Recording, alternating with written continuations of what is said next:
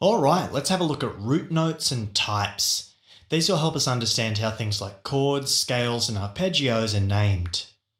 Now, the root note is the starting note and is the first thing in the name of any chord, scale, or arpeggio.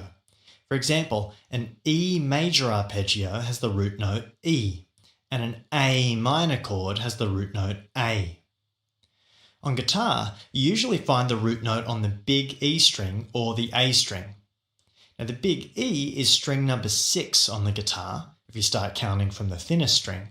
So scales, chords, and arpeggios with their root note on the big E string are often called root 6 shapes. Shapes with their root note on the A string are often called root 5 shapes. These are a really useful way to organize and memorize the shapes by focusing on where you find the root note.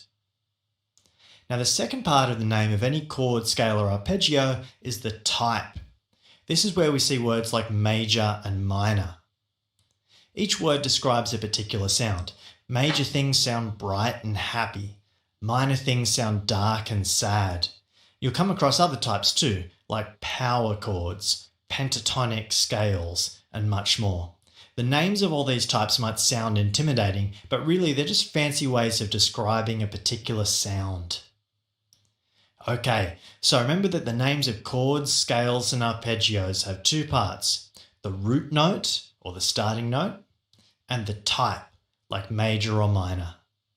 All right, let's go play.